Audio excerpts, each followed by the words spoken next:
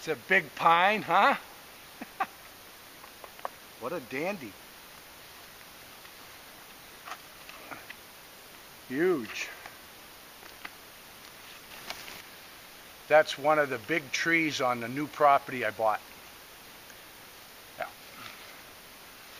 I love seeing the big old monarchs like that, huh? What a dandy.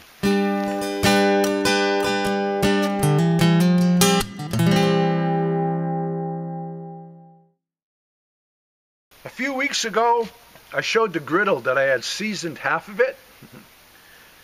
Since then, a lot of people have been asking if I finished the griddle because they want to see the process. So I'm going to take an hour or so and I'm going to do it. I'll film the process for you and show you how I use my gas grill to season ironware. This was a griddle that I picked up at a junk shop. It was all rusty. I put it through the vinegar bath, got all the rust off of it. I did like one coat of seasoning on this half just to keep it from rusting. In this part here, I seasoned both front and back on the gas grill. I'll show you the process. This is a real speedy way of seasoning ironware. Let's get started. Going to use a pair of gloves because the iron's going to get hot. I got a rag and some olive oil. This is just regular olive oil. Just cheap olive oil. This side is nice and black. This half has just got one coat. Give you a little before and after. So I got my burner going. Just going to put a light coating of oil on this here. I'm going to clean up the puddles. I don't want thick puddles in here. Just a thin coating. I'm going to do both sides.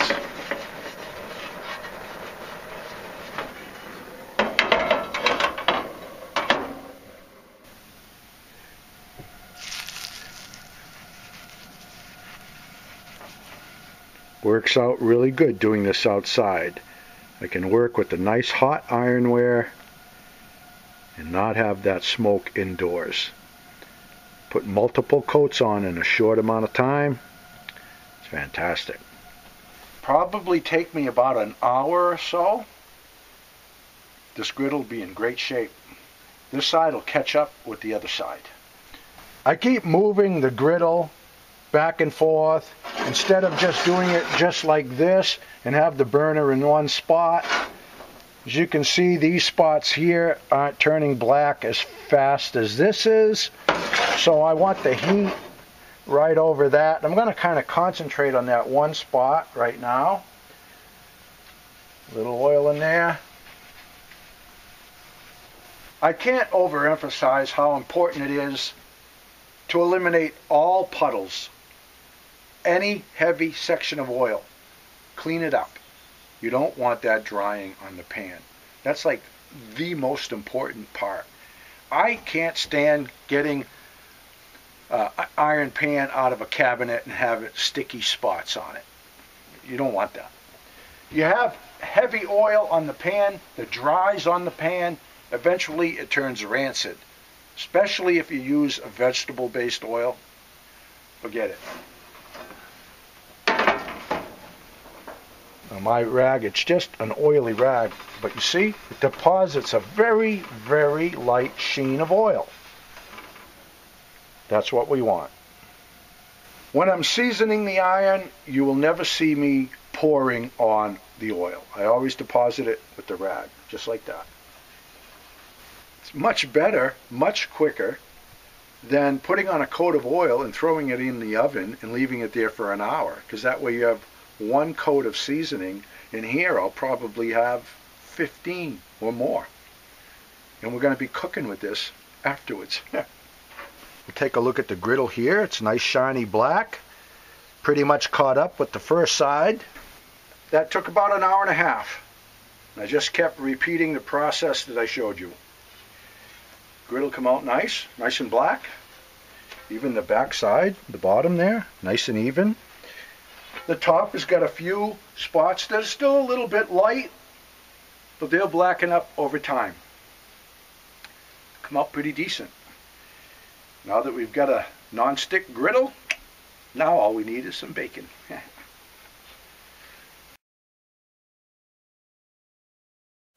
I like to know everything out in the woods. All the trees, all the bird calls, fungus, stuff like that.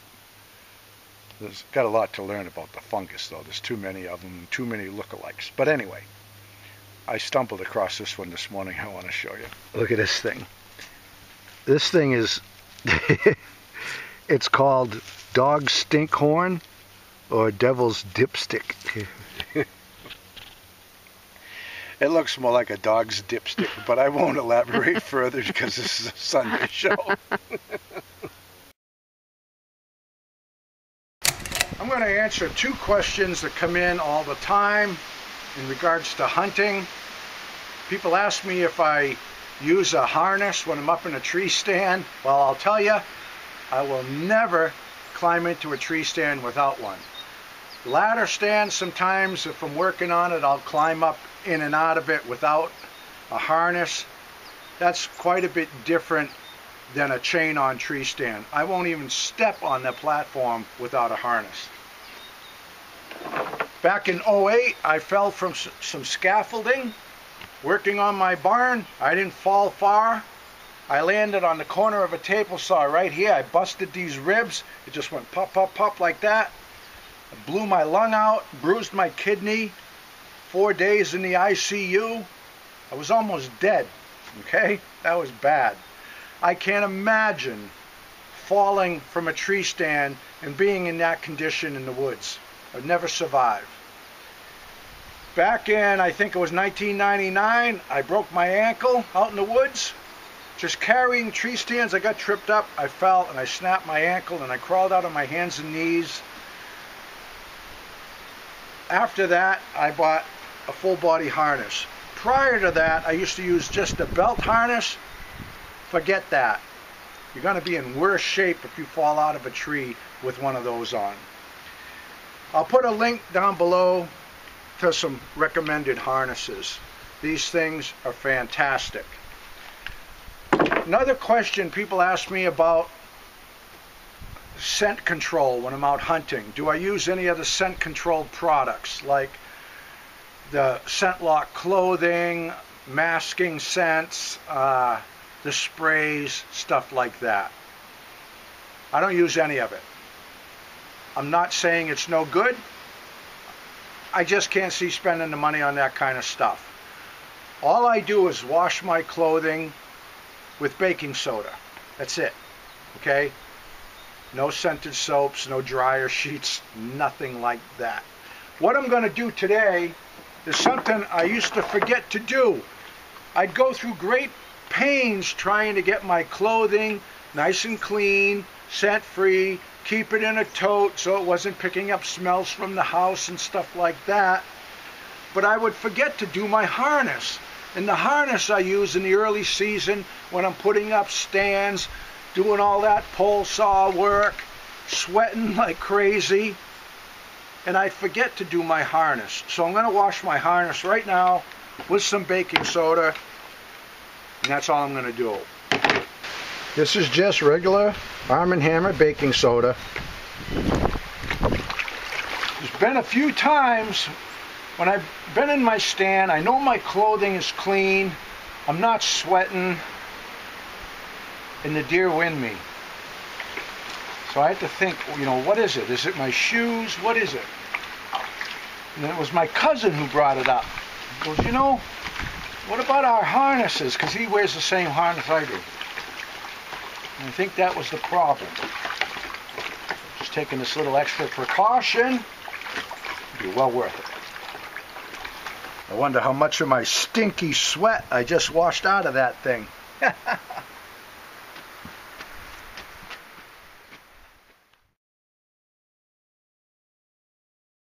You've seen me post quite a few times about the stuff we get at the dump. People are intrigued and they want to see the dump. They want me to do a video. So, we went to the dump the other day, and there's been a few things I've been wanting. Like, you already know that we have to go to town to upload the video. And the bag that I have for my laptop, it fits the laptop, but not so good. So I see this at the dump. What a little gem this is, right? So it's obviously a computer bag. It's got a pocket here with pockets and another pocket. Okay? That's a bonus right there. Then there's this part with a pocket here.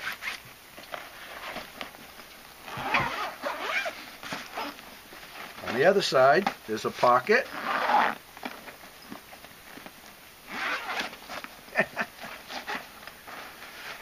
And pockets with compartments. How cool is that? I have my laptop in there, all kinds of stuff. I love it. Price was right. People have been wanting to see some footage of the dump, so here's a little bit. Just on the last time that we went, there's some furniture and stuff outside and some kids stuff, and then on the inside there's just racks of books and housewares, and found some DVDs. It's just all kinds of stuff. Now, when I was showing the stuff outside, there was a tote with a bunch of dishes in it. Well, I don't need the dishes, so I took those out, and I got a nice tote. All right? Can't have enough of these things. These are great for going on, just putting stuff under the cabin. Keeps it from getting damp, and the mice don't get into it. You know, it's like, what, 13 bucks or something for a tote like that? Now, I used to buy slip-on shoes at Walmart, and they last about a year. I just like a cheap pair of slip-ons, and I don't want to spend a bunch of money. Well, I don't have any, and I've been wanting to get some. So Lori goes, hey, look, there was 3 pairs of these slip-ons. They're Merrells. Okay? Beautiful shape. Beautiful shape. I'm not too proud to wear someone else's shoes. Okay, I'll wear them. And Merrell shoes, I don't know what these cost, but probably 85 bucks anyway. And they fit me perfect. There was 3 pairs of Merrells there. I took 1 pair and I left the other 2 for someone else. That's how it is. And I think that's why I have good dump karma. Okay? No reason to be greedy. Don't have to be a glutton. I got a nice pair of Merrells. My wish was fulfilled, and I left the other 2 pairs for somebody else. That's just good dump karma.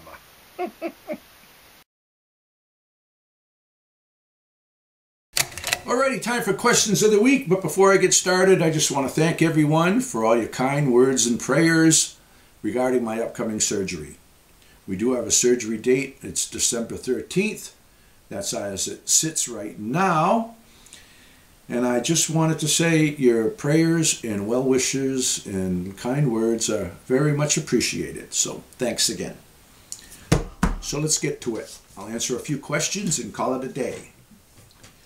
First question is, how come we didn't adopt a shelter dog? Well, we wanted to. When we wanted to get a Border Collie 10 years ago, we reached out to the Border Collie Rescue.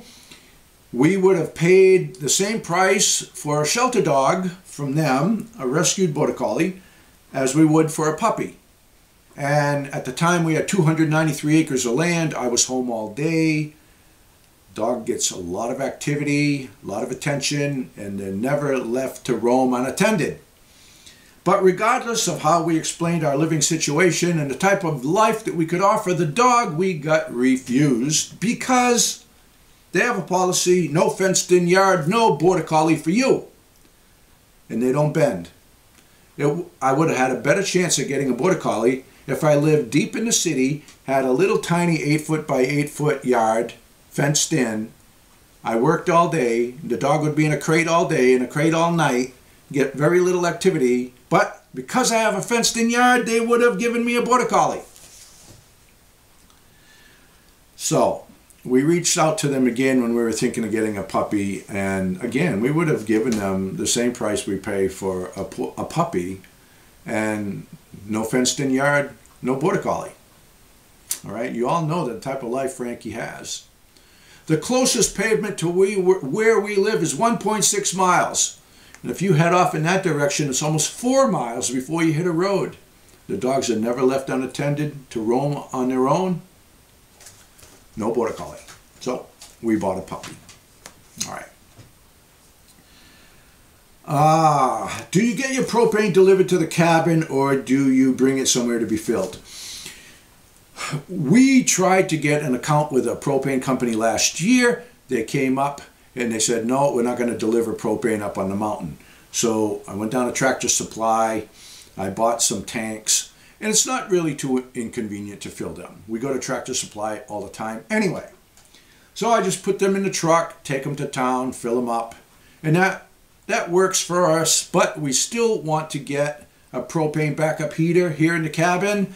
And when we do that, we want to be hooked to a big tank, and we did find a company that will deliver to us. Whether or not all of that will happen before winter sets in, I don't know. Because we're behind the 8 ball, we only got about half of the things accomplished that we wanted to, but that is life. That's the way it goes. You just baby step through it and do the best you can. And that's what we do. Are you going to change the theme song now that you have Tildy? I don't know. I don't know what I'm going to do about that. It's Tildy and the boss now. All right. I guess that's it. I just want to say, you guys had me cracking up last Sunday when I was talking about the old shows. There was lots of comments coming in about Mutual of Omaha's Wild Kingdom, about old Jim wrestling the anaconda, and old Jim, you know, wrestling an alligator and whatnot. And people were joking around about it was a good thing he was insured well with Mutual of Omaha. And old Marlon Perkins, though, he never got out of the Jeep very much. Those are good old shows. TV had some good influence back then. There was some good stuff. You know, that's why a lot of people that watch my channel that are, you know, kind of in my age group have the same dreams as me, because they watched good TV that was a good influence. And I really wonder what the young people dream about now. Maybe I don't want to know. So that's it for now, folks. Enjoy the rest of your Sunday, and all the best to you, and God bless. Frankie and the boss out walking in the woods, living life happy and free. Tracks in the snow everywhere they go. There's a pokey way up in that tree. A beaver built a pond where they have some fun, taking life a day at a time. Best friends until the end. Frankie and the boss. Frankie and the boss. Frankie and the boss.